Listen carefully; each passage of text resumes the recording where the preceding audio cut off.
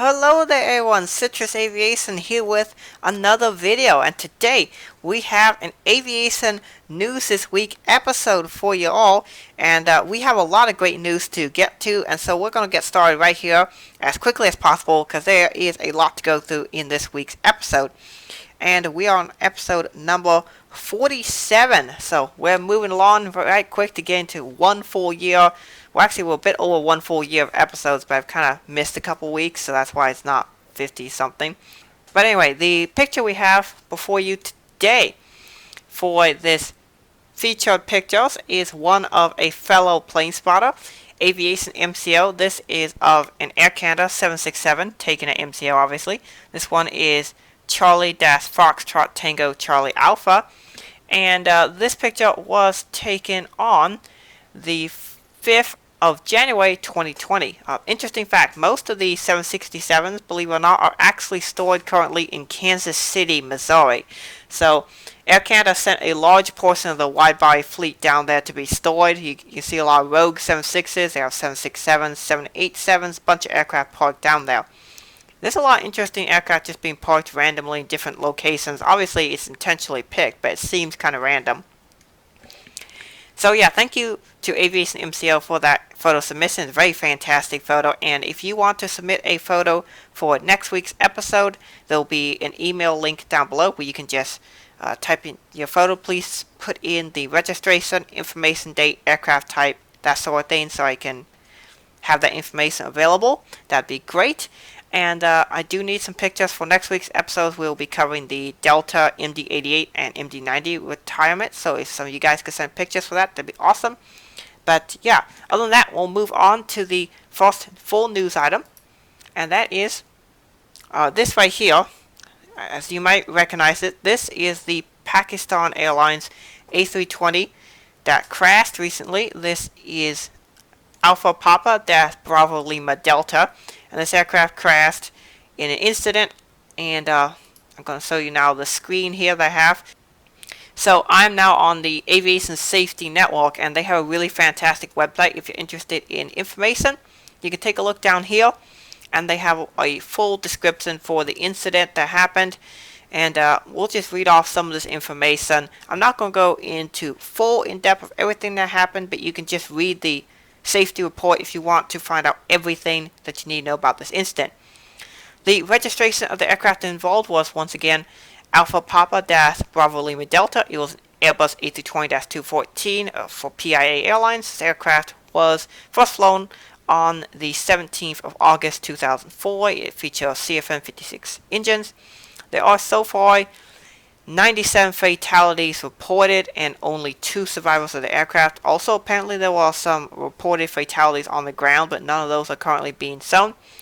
As you can see, this aircraft crashed 1.4 kilometers or 0.9 miles east of Karachi Jinnah International Airport. Hopefully I pronounced that correctly. And the aircraft was fully written off. Damage beyond repair. Yeah, I imagine if it crashed in cell buildings, that would count.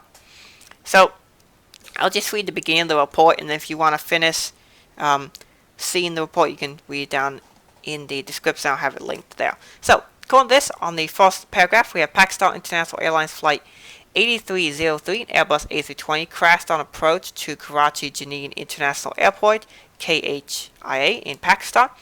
The airline stated that there were 91 passengers on board and 8 crew members. Officials involved in the rescue operations reported that 97 bodies have been recovered and that 2 passengers have survived the accident. The flight departed Lahore at 13:05 hours local time, 8:05 UTC, and was expected to arrive at Karachi at 14:45 local time, 9:45 UTC. Well, anyway, if you want, you can read on. I'll have that linked again so you can read it. By the way, it's a really sad incident. Apparently this was a dual engine failure where both engines failed at the same time at a very low altitude in a very densely packed city. So a lot of people don't know this, but Karachi is actually one of the most populated cities in the world. And reportedly this aircraft crashed through a total of 25 buildings, which is a ton. That's just how packed the area is. Very sad incident. But there are some things to take away from this. And that one is, if you are concerned about safety, you should not fly Pakistan International Airlines. Now, we don't know if this incident was pilot error, mechanical failure, something of that nature. We don't know. But just in general, the facts would state that Pakistan International Airlines is not a safe airline to fly. In fact, in general, of the major worldwide airlines, this is the least safe airline on Earth right now. Obviously, there's this incident, and then they had two ATRs crash within a year of each other. That was a couple years back, and they've had another ATR crash in this decade, I believe, as well. And they also seem to really like to tail scrape aircraft as well. It seems to be one of their favorite things to do as well. There have been several 777s, a couple 74s in the past that have tail scrape. It's just in general not the safest airline to fly. I'm sorry for those of you who really like the airline. It's just the facts of the matter is that it's not a very safe airline to fly. By the way, for those of you who haven't noticed, this is actually apparently a new livery. They came out with this a couple years back, but it was such a minor update that I didn't really cover it. It's literally just a couple of very slight shade changes, and they've moved a couple of lines and such. But other than that, it's really the same.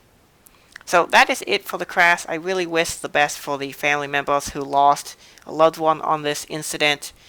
And yeah, I hope for the best that PIA can hopefully move away from their unsafe years and move to better times. Alright, so now we are on the NG Mall's model aircraft website, and there are some things to go over here.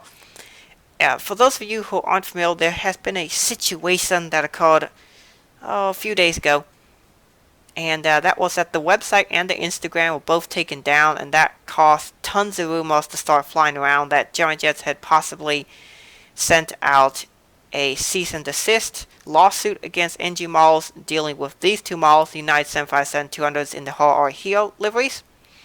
Now, of course, there are some holes to that theory, and one of them being that NG Malls is a Chinese company, while Germanjets is a US company, and it's very difficult to do an international lawsuit and that sort of thing. If such a lawsuit was filed against NG Malls with these two aircraft, it would most likely have actually come from United Airlines or from the people owning the artwork. So that's unlikely. And then secondly, the website has obviously come back, and so has the Instagram. Reports are now circulating that it seems likely that somebody successfully hacked and got into their account and was messing around. And so that seems very likely what happened. But for the good news is that NG Models is back, and things seem to be just fine now. Alright, the next news item that we have is that Germanwings has ceased to exist. Now, this was something that occurred about a month ago from when this video is going up, and it was just kind of not the biggest deal because Germanwings has kind of never been a big airline. They were one of the many Lufthansa Group airlines that they started as attempting to be a discount airline, a lot like Eurowings, but different. As you can see, the livery here looks very similar to Lufthansa as well, and it even says Lufthansa Group on the side of the aircraft. The problem with Germanwings is that it was just too many airlines in the Lufthansa Group, and it did not make money, and it eventually went bankrupt due to the COVID-19 situation, even though that was probably likely going to happen anyway. So it is sad to see this airline go, but it is what happens. And another Quadjet has bit the dust. Yes, another sunset for a beautiful Quadjet. Here, the Virgin Atlantic A340s have now gone. Virgin no longer has any Quadjets in their entire fleet. Only about a year ago, Quadjets made up almost the majority of their fleet. They had the 74s, A340s. Now they have none of those. And now they just have the A330s, 787-9s, and they also have the new A350-1000s. So it is really sad to see Quadjets go. They're slowly disappearing and dying breed, but I still enjoy them. Alrighty, so next up I want to clarify some things from last week's episode. And that is having to do with Avianca. There seems to be some confusion on the internet in general about how this whole thing is working. A lot of airlines, when they declare bankruptcy, it is not just a bankruptcy situation. There are multiple different kinds of bankruptcy. It doesn't just mean the airline's instantly gone. The two most common ones here in the United States are what are called Chapter 11 and Chapter 13 bankruptcy. The Chapter 11 bankruptcy is the restructuring kind of bankruptcy, versus the Chapter 13 is the you're gone kind of bankruptcy. Avianca filed for a voluntary Chapter 11 bankruptcy, as two things were causing that. One, the airline was kind of dealing with some financial issues as it was, and secondly, the country where they fly out of, Colombia, mandated that no flights be flown at all, so they had to ground their fleet as it was. So they decided to take the opportunity to restructure their finances, hopefully get some better terms on their debts and loans, and hopefully emerge out of it as a successful company. You'll probably see a brand new brand image also emerge from this, as often that happens as well with this type of financial restructuring. But do not worry, Avianca is not gone. They will be back. So the next news item that we have here is that LO Airways has been flying some special flights of their 787-9s. This is a pretty awesome picture taken from Flight Aware, and this picture is of 4 X-Ray Echo Delta Juliet. It was flying a special flight from Shanghai to San Antonio, Texas via Tel Aviv. So they've been doing several multi-mission flights to deliver very important medical supplies that are produced in Israel and produced in China and some other places as well. So this is pretty cool. The airlines are chipping in. They're basically flying these wide-body aircraft that normally be used for all passenger service and using them to fly medical supplies and other important cargo flights. And that's how, like, American flew the very first cargo flight in 40 years, and LO's flying the very first cargo flight in a long time. It's really cool stuff, and it's great to see. I'd love to see more of this in the future.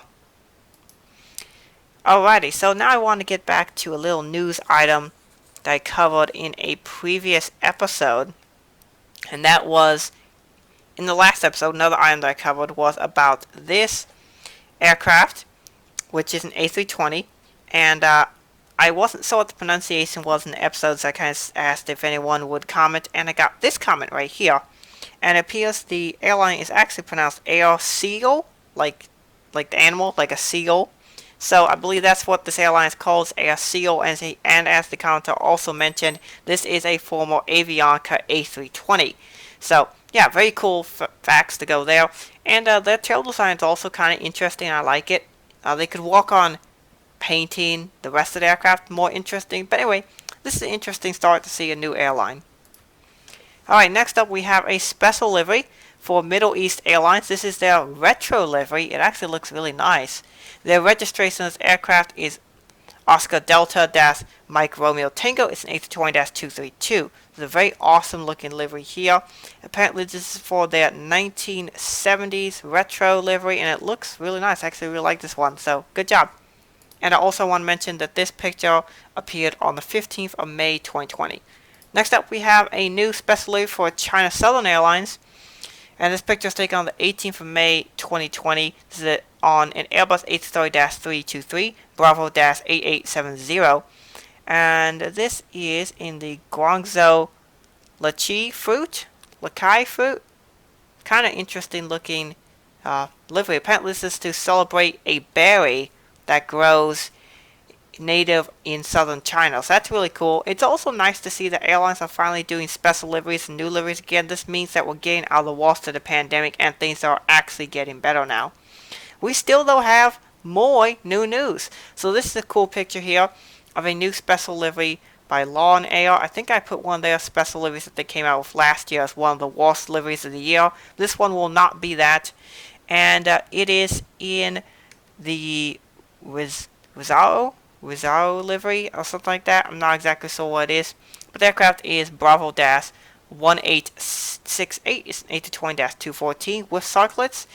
And this picture was taken on the 23rd of May 2020, when it was spotted. The final news item we have here is a A330 operated by iFly. It's a Russian airline. And a special paint scheme for that company. Kind of interesting. This was also taken on the 23rd of May in Amsterdam. The registration is Echo India Foxtrot November X-Ray. It's an A330-243. So that's it for this week's aviation news, main aviation news. I wanted to just end the episode with thank you guys for the amazing month of April that we have. I'll be showing you guys on the screen the March 2020 stats. And then on the bottom are the April 2020 stats. And as you can see, We're starting to get some consistency overall across the board, but we did have a record month in the number of minutes watched, which is fantastic.